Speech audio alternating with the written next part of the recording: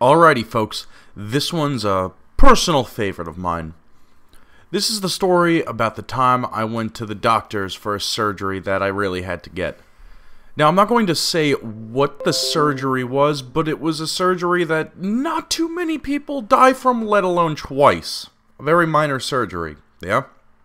So, I have a crippling fear, like a crippling fear, of three things.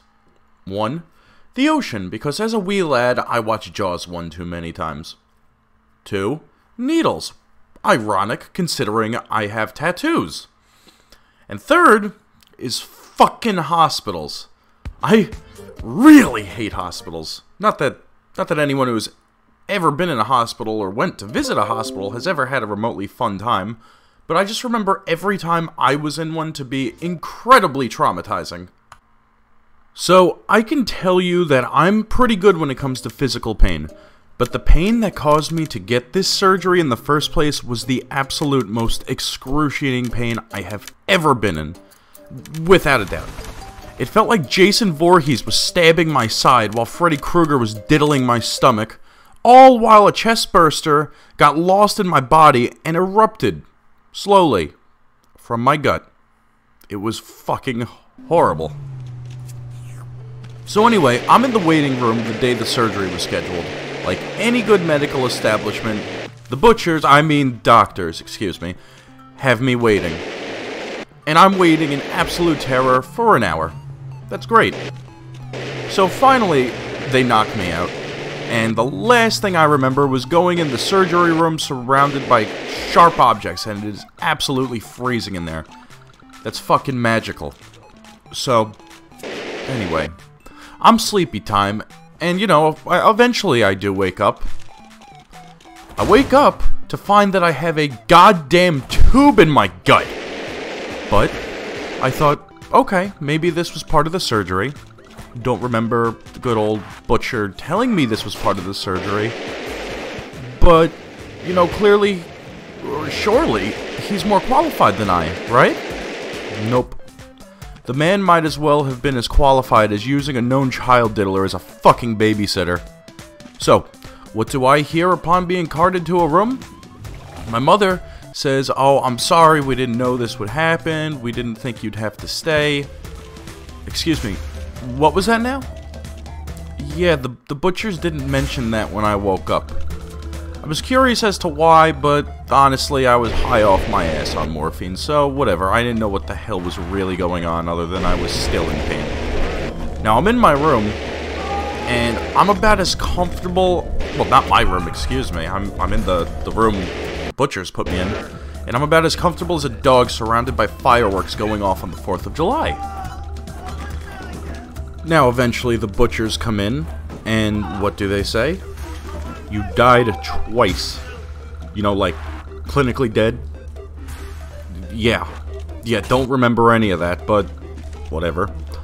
Now, you bet that the morphine wore off really fucking fast, and I was literally and metaphorically back to the land of the living. I'm surprised I didn't have any brain damage. Honestly, I didn't even think that was even actually a thing, but whatever. Thank you, I suppose, butchers, for keeping me alive. Twice. But, what the fuck? You killed me twice! Okay, so obviously, I'm not a happy camper. Like, at all. Like, I'm pretty fucking pissed. But I'm in such pain that it really didn't matter at all. So eventually, I fell asleep again. And I woke up at the end of this one. How did I wake up, though? It was in the middle of the night at like 2 in the morning.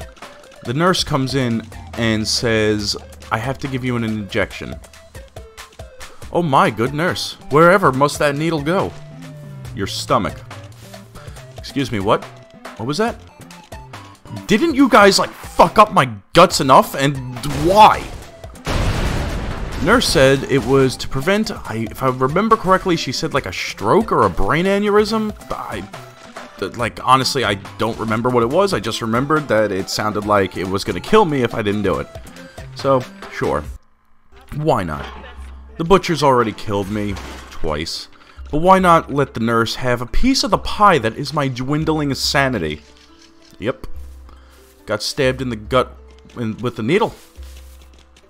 It was about as pleasant as letting Wolverine give you a prostate exam. Now, the following day, my anger subsided a tad bit, and I mean just a tad bit, because I had a really cute nurse. The one from the previous night, the one who gave me the shot in the gut, she went home because, you know, she has a life outside of the hospital walls. Unlike me at that time. So that sounds great too, right? Nope. Wrong. Because she only came in to give me another fucking gut shot. Ugh.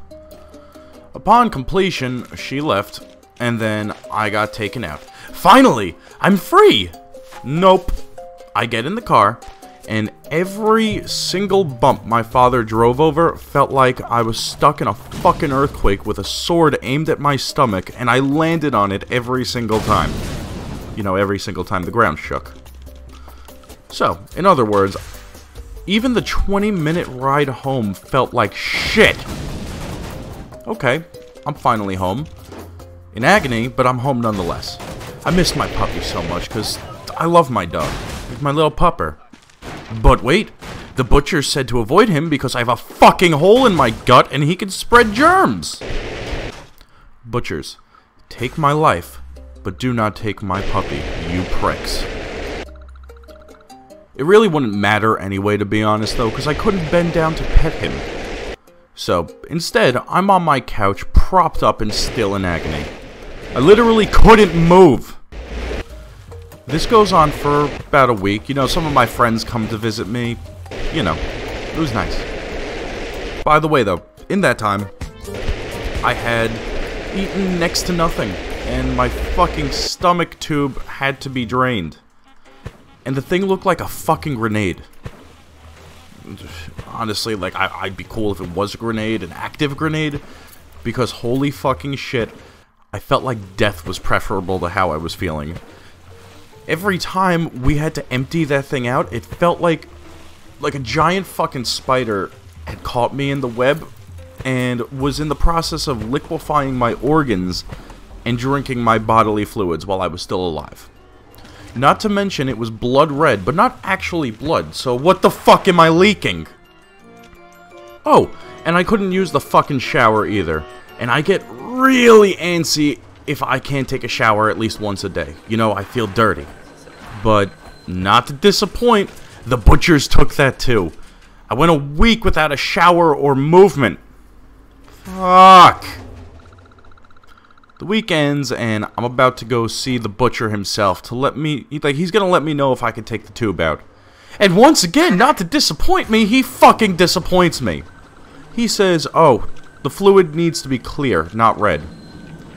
Well, hey, here's a crazy fucking idea. Maybe you shouldn't have eviscerated me, and this wouldn't be fucking red. 2 days later, I start feeling like a little woozy.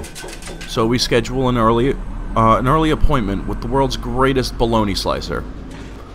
I want to say it was a CAT scan, but I forgot. Anyway, he told me, oh, the stint we used to close the end of your internal wound that we caused? Yeah, it slipped off. Your body is poisoning itself. Gotta get the stint out. Time for another surgery. Okay, doctor. Are you trying to make me go insane? Because goddamn, I am getting damn close to the point where you're going to wish that you had killed me. Again. So, I go in for that surgery, and while I'm in there, I had some degree of comfort, like I wasn't completely uncomfortable. And on top of that, there was a pretty nurse, another one. And I'm not gonna argue with that. It gave me something to look forward to. Until, you know, she had to clean my fucking bodily fluids from the goddamn hospital bed. Oof. So, I go in for my next surgery. Keep in mind, this is after a full day and a half of not eating or drinking, so I'm starving and dehydrated. And what happens next? I just want to get out of there. I wake up with this guy ripping a tube out of my throat, you know, because you wake up at the very end of that surgery, and that they're removing the tube out of your throat at that point. This man, he is saying, shh, It's all over now. God damn it! Is it yet? Like this has been... I think this is like the second week at this point. So I go back to my room, where I end up waiting another 2 days because I need the results of whatever the fuck this was to come back in. Oh, yeah.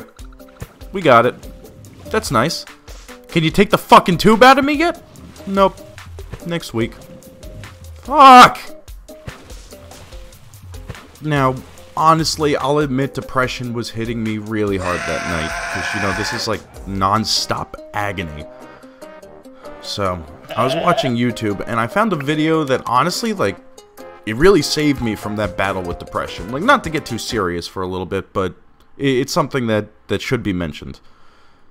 It really helped, and in those really dark days, that video really cheered me up, like, a lot, and I needed that at the time. And best part is, I did get to personally thank that person, and now I consider them to be a very good friend of mine. Now, anyway, finally, I leave. Finally, a week goes by, and my mobility is coming back. You know, I could walk around, I have some quality of life, I even got to go hang out with my friends, I can drive, I can go out, and the best part is, I get to pet my pupperino. So, what happens next? The grenade part of the tube breaks, and I'm staining my bed in my own fucking what the fuck ever it was that was squirting out of me. Oof. Thank God my mom's friend is a nurse, however. Thank fucking God. She came and MacGyvered the shit out of it. Thankfully, the nightmare's almost over. I went in over the course of the next 2 weeks and got told 3 times that I couldn't take it out. Keep in mind, this thing was horribly painful, and to move, it hurt quite a bit. The day comes when I can finally, fucking finally get the thing removed. The doctor is removing it, and that felt like, you know, the chest burster I mentioned earlier that got lost in my body somewhere?